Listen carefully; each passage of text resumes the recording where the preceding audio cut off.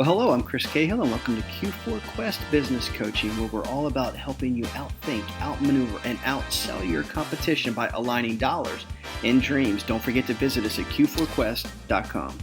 All right, I'm Chris Papa Joe Cahill here with Q4, and I am with my partner Trevor, Coach T. Bunnell, and we are going to be picking up where we left off for those of you who weren't with us, talking about the 4Ts, talking about alignment, and talking a little bit about what this summer means to us and our heart cry for our community. But Trevor, if I could, I'm just going to turn it right over to you and help me out where we left off last time. We were talking about alignment.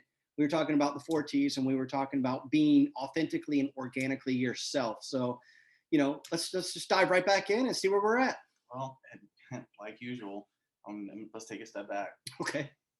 Always. So what are the 4Ts? Okay. Yeah. All right. So usually when we talk to a company, they need help in 4 different areas. It's, they're talking about their traffic, their transactions, their ticket size, or their talent. Okay. So, okay, what does that mean? Great. Let's define it real quick. Traffic.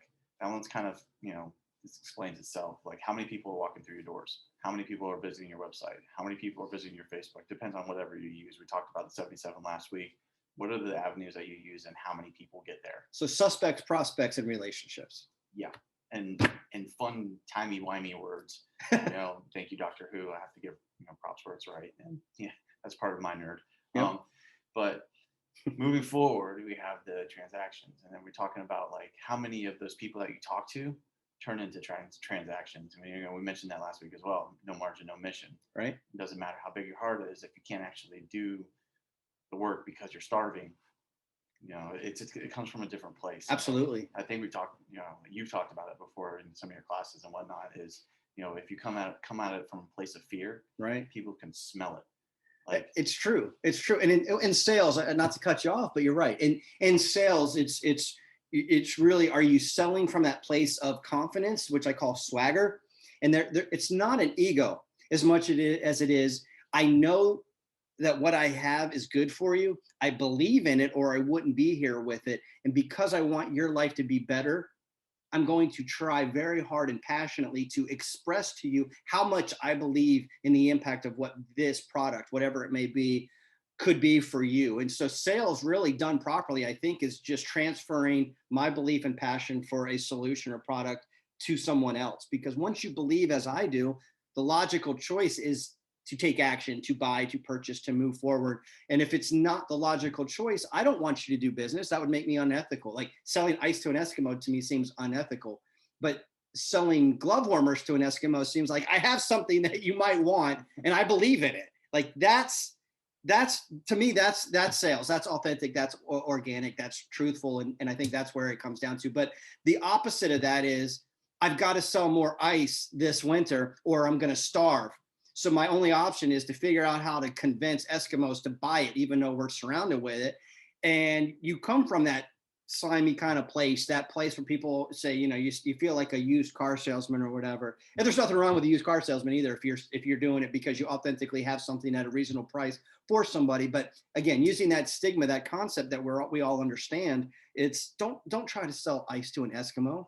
Help somebody with cold hands find a way to get warm. And I think that's the difference, because when you sell the second way, you then wake up every day going, you're always on stage. You're always tired. Everyone is a target. And so instead of waking up saying, anybody who has cold hands, I have a solution, you're saying, anybody I'm going to try to sell ice to. So you're always on stage. You're always tired. You're always pushy. And when you go to a party and someone says, what do you do? And you fill in the blank with your job, everyone's like, stay away. I don't want it. And then you're wondering, why can't I get sales? And it's like, because you're not about helping people. You're about making the sale. And we all get to a point sometimes in sales, because it has ebbs and flows, where you're in that place of fear and you have to put it aside. And from my perspective as a bivocational pastor, I would say you just have to trust in God and step out on faith and do the right thing for people and let the universe work itself out. But whatever your belief system is, you have to be able to come to a point where it's because you want to make someone else's life better, and together we're better. And if you don't have that belief system at the beginning, you're setting yourself up to be that salesman and operating in a place of fear. You're not going to be organic. You're going to push people away. Anyway. So sorry, audience. I knew that would push you pulled my string. Sorry. So We're talking about the 4 T's. Okay. And then we have the first two out of the way now. Is we got tickets, or no, excuse me, traffic and transactions. And we talk about ticket size.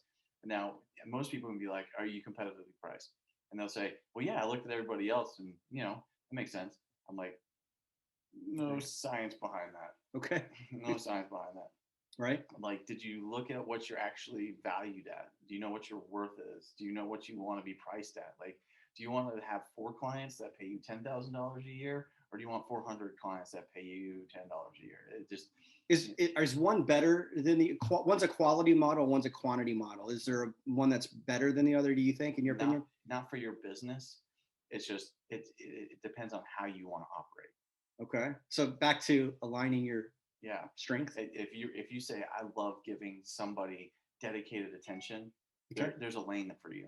That's usually the quality. Okay. If you say, I know my product's good, but I need to get it out in bulk, right, that's a quantity issue. Okay. So, and it can be both sometimes, much like us. Okay. Like, we know that there's a lot of local businesses that need help, and a lot of people can't afford $10,000 a month. Right. So, hence your lane, the Scalable Academy. I want to make sure that people get the chance to grow. And then, there's people out there that say, you know what, $10,000 a month works for me. I want the dedicated attention. Yeah. Your lane. Yeah. A limited number of the right people. And I say tongue in cheek, 10,000. These words are much more. Shh, don't tell anybody. So ticket size, do you actually know what you're worth? Do you actually know what your product's worth? Have you actually looked into the science of time versus value versus all the extra mathematical equations that go into that? Like return on investment for the consumer, as well as maybe cost of acquisition for yourself. What does it cost to bring in each new prospect when you average that out? And of course, there's formulas for that. But those are the things I'm assuming you're referring to. Yeah, and there's a time and place for it. It ain't here. Okay, fair enough. Let's keep going. Then we talk about talent. So, just from, my organizational behavior side is like, what's the biggest cost to companies? Employees. Yeah. Like, what's your turnover rate? Payroll, yeah. Yeah. What's your payroll look like? How many people are you putting through your training program each week? Yeah. There's a lot of turnover these days. All right. I was going to say a lot of people that are coming to us, we're working with a painter, and he's like, I just can't keep people working here. They show up and then they're either drunk, hungover, they're not here a week later. And I'm constantly trying to train more. And, one of the things that we talk about always is, well, when you're looking for staff, and you've heard this, we all know this, but you brought up another good point. Are you a destination occupation?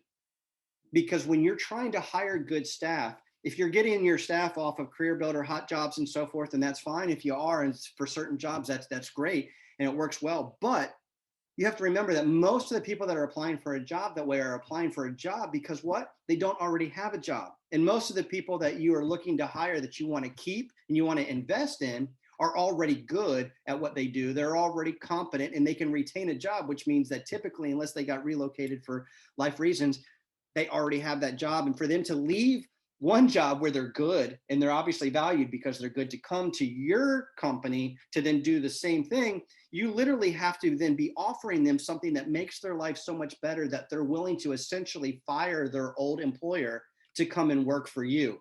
And a lot of people don't think about it that way. They're like, you know what, I need help with sales, but I also need to train and hire. And it's like, well, if you treated your training and hiring like you were selling, you're selling a position that gives a career and a trajectory to help people make their lives better, their families better, get more education, whatever it may be. If you're investing back into them, and every demographic has a different want and desire, but you have to meet them where they're at. But if you treat every job opening as an opportunity to say, hey, I need a new painter, instead of running a Career Builders, and nothing against Career Builder, but instead of running just a generic job ad, what if you actually looked around and said, where are the best painters right now in my community? What are they doing? What could I offer slightly different than them, like a chance for excelling, a chance to move into management, a chance to go to college and get it paid for, a chance to, if that's important, whatever your goals are, how can you then create a package to then make them feel like, wow, this person cares about my trajectory, not just their own. And by coming here, they might invest in me for 5 years, knowing I'm going to go and open another company or write the great American novel. And that's okay, because we're on this journey together. And that's cool. And so I find that most of the time people forget to look at what their job offerings are as a sale. You're selling future. You're selling relationship. You're selling opportunity to someone else. You want to hire and retain and reward the right people, care about them, and become a destination occupation. And we can rewrite this entire story of your company. And now you have little U's, ambassadors for you, excited. They feel recognized. And at the end of the day, one of my mentors always says the two things we want most is to belong and be recognized. And so they get a place to belong to a family that cares and recognizes them for the contribution they make. How much cooler is that? You're going to retain those people. Now we can move on to a new problem. Instead of you saying every week, we need to hire better people. Everybody I hire is incompetent. It's hard to find good work nowadays. Well, maybe the story is starting with you. And so let's fix your story so we can help you rewrite their story. So anyway, I digress. That's funny. And it's funny that you went back to story. And it reminds me of one of the veteran-owned companies that we were working with. The guy has Hoorah. An amazing business, but he's having the same problem with talent. I'm like, well, what's your story? And he just goes into this epilogue of just like hardship, trial, overcoming obstacles, and just really like goosebumps. It makes you think about it. And I'm like, man, what if you just told the people you wanted to employ that authentic, right? I was just like, that's somebody who'd want to follow into battle. That's somebody who'd want to follow into employeeship with. Yeah. Oh man. So agreed. So, anywho, 4 T's. We got the traffic, we have the transactions, we have the ticket size, and then we have the talent. That's what we were talking about, and those are defined. And obviously, there's some that are more passionate than others, but all of them are important when you're talking about business. Right. So, and usually when we run into our calculator, that's what we talk about. So. Yes. So do you want to talk about calculator or do you want me to talk about it? Go ahead. You've got this one. I know you were chomping at the bit for it. Well, an example that we ran recently, we had somebody, and from a traffic perspective, they were just a coach or a consultant type of person. And so they said, Chris, I'm not looking for hundreds of leads. I'm not looking for retail traffic coming through the door. I'm just trying to get in front of 3 or 4 of the right people. I have a pretty good closing ratio, to use their words, which then leads me down the finder, binder, grinder, minder story, and we'll save that for another day. But as I hear them saying what they're going through, we went back and said, let's just look at the 4 T's real quick and create a baseline from where you're at. And from a baseline, their current situation, they're probably meeting 2 or 3 new people a month. And so then my thought was, let's not try to get 30. Let's try to get 1 more.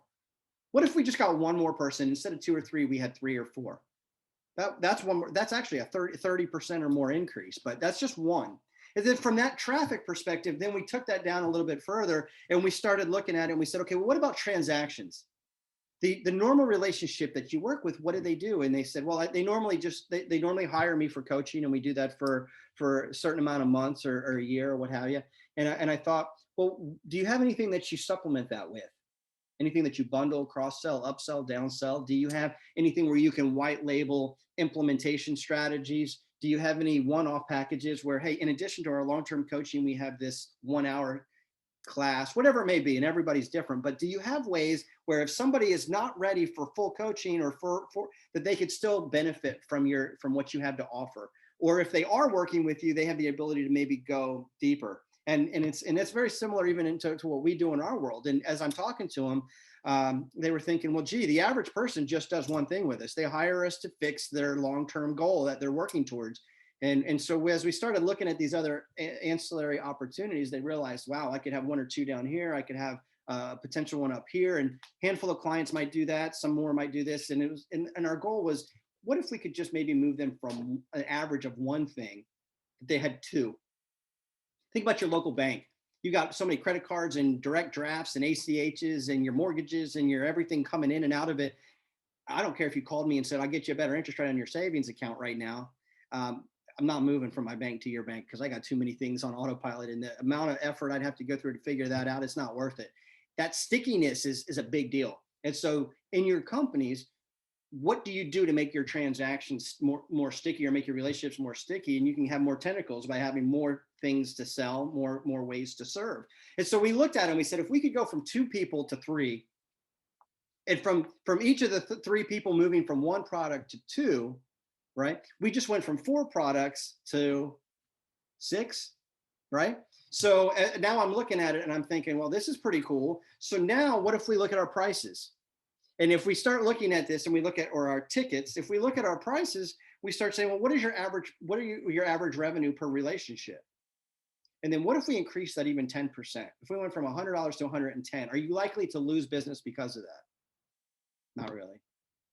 In fact, the few businesses that you might lose based on $10 probably don't really care about your relationship anyway, and they're going to move anyway when they find somebody else that'll sell them something cheaper, which means that they're not really invested in themselves or the journey. They're just looking for bottom lines, and sometimes you can't fix that. But coming back to this point, well, what if all of a sudden we have 3 people doing 2? So now we've got 6 transactions, and each of those transactions goes up 10%. You get my point? So now we're scaling and we're compounding that growth. And then ultimately, if we have the right talent and we've become that destination occupation, we've invested in them, they're ambassadors, they're telling more people. And now instead of 6, they're starting to grow their own. And all of a sudden you've got more people. So now you've got 7 or 8 people with multiple transactions. Your revenue went up without ever bringing on a new relationship, a new suspect, a new prospect, new anything. And you're thinking, wow, it was that easy? And the answer is yes. And now that you've done that, that's the, in simplified terms, that's the science of it. So now if we've done it right once, how do we improve on that a second time? And you just keep refining that. And in fact, if I could do another shameless plug, that leads me to my heart cry this summer. And I know that you're well aware of what we're doing, but our goal is to put on sort of an America's Got Talent meets Shark Tank kind of concept here locally. And all we want to do is we want to be able to offer this group where we take 100 local businesses and we run them all through this ability where we first help them define their superpower. Then we help them refine their marketing, working with local vendors. And it's really just a community thing. It's not about us, it's about them, and it's about the community and how together we're all better. And so we then partnered with some of the top marketing agencies around that are working with websites and with social media, with SEO, with the radio. We've got a writer who's going to help publish stories. And the goal is, imagine going through this class where you're almost like a bar rescue. You're getting this makeover for your company. For 100 companies locally, the impact that makes in the community is already huge. It's also promoting vendors to all of these people as we work together, not in competition, but actually just to make the world a better place. And then ultimately, at least 1, if not 2 or 3, depending on how many sponsors we can get, are going to win this comprehensive package. And the package is literally the best of all of those vendors where they've gifted it and put it together. And we've got a 6-figure marketing package to allow one person to just really live the dream. Imagine being a small business owner. You've gone through a class with 99 peers where you've learned how to refine, define, and align your actions, your heart, and your science of your story to organically attract more people and start living the dream. And now all of a sudden we're saying, hey, now we want to take you to the mountaintop and shout it. We want to put a book out about your company and your success. We want to get you on the radio, get you in the local magazine, get you new business cards, new shirts. We want to then help you relaunch your website, rebrand your social media, and frankly, it's a blitz on the community that you serve. How cool is that? How much cooler is that life now, that story, and it's one worth telling, the impact that it's going to make. That's my dream, and I'm basically going to lose sleep all summer making that a reality. And I'm excited because we already have probably 15, 20 sponsors. We have close to a dozen right now marketing agencies that are looking to help us, and businesses are just coming in. We've had a couple again this week and every week coming in saying, I want in, I want in. So I'm looking forward to seeing it happen. But anyway, shameless plug for that. So those are the 4 T's as I see them calculated out. And in this class, we're literally going to be helping people walk through looking at their own baseline, whether they're a startup or an established company, looking at their P&Ls if they're established, or looking at their story if they're not, and then refining all of that and putting together and really trying to change their lives, change the lives of those they serve, and of course the communities that we live in. So that's awesome stuff. Thanks for pulling my string. I'll kick it back over though to you. So where are we at now? Where do we go from here, Trevor? It's funny every time, guys. And you're like, what does Trevor do? That. Hey man, I appreciate it. You keep me in my lane, but you keep me passionate. I love what we do. Is there anything else you want to add for the good of the order? Otherwise, maybe I'll see you next week. Well, I've got some other guests I want to bring on next week. It's funny though, you talk about alignment. I'm just like, man, that throws me back to martial arts. I'm like, oh man, have you ever tried to pick up somebody and throw them? I'm not so good at it. So tell me. So tell me. It's just, it was like, you know, I watch people and sometimes they'll take the muscles and it's just like, if you watch MMA or judo Right. or BJJ or anything like that, you know, it's kind of like the bad thing right now. But Right. if you watch the I people love who are it. really great at it, they have good posture. And Okay. like, let's define posture real quick. Posture is when you have your body in alignment to do an activity. Yeah. And I'm like, okay, it's the same, right? So what if your business is the same? It has the great posture, the alignment in order to do an activity. So in martial arts, you know, I'm going to use my posture to put somebody on the ground. But in business, it might be, I'm going to posture myself so that I can help serve my community. Absolutely. And crush your competition. Let's have fun with it. Come on. We're all a little competitive, especially as business owners. So at the end of the day, you're saying we want to help posture for profits. I love it. Posturing your company for profit sounds like a great class. And I love it. And you're right. When you watch the best, I think like Hoist Gracie back in the day, I don't know, 15, 20 years ago, and the Gracie legacy now, but they proved that it wasn't about size or strength as much as it was really about skill. Did you learn the posture? Do you have a repeatable process for success? And frankly, are you using your giftedness or your strengths? And for them, it was that perfection. It was that muscle memory. And they knew leverage. They knew how to balance. They knew how to use other people against them, that weight. And it's like one of those, I can toss you if you're lunging at me and I duck and trip and throw you over my shoulder. And all of a sudden, thanks, you helped me throw you. And I'm super simplifying their art, but essentially that's what we're doing, I think, in the business world, is we're helping people figure out how to posture for profits, throw the competition over the shoulder by letting them trip on the fact that they don't have the same heart and science and muscle memory that you do. And frankly, you're just going to have a market dominating position. You're going to crush the competition, change some lives, impact communities, and have fun doing it. Yeah. Don't try to muscle your clients in. That's it. Just have the process and flow to let them fall right into the river. Just let them fall into the river, right? Put your toe in, come in on the water's nice. There you go, man. I love it. Anything else you want to add? No, that was fun. It's always fun. Appreciate having you here. Let's go do some other work, man, and change some lives here. Appreciate you being here. Thank you, everybody, for tuning in. We've got some new guests coming up next week, so stay tuned for that. I am Chris Cahill, Papa Joe, and of course, we have Coach T, Trevor Bunnell, with us. Thanks again for being with us. We'll talk to you next week. So whether you're ready to bring life in alignment or not is your call. But remember, in the end, we only regret the chances that we failed to take. Visit us online at q4quest.com. And if you're qualified, coachable, and committed to your growth, your future, let's talk today.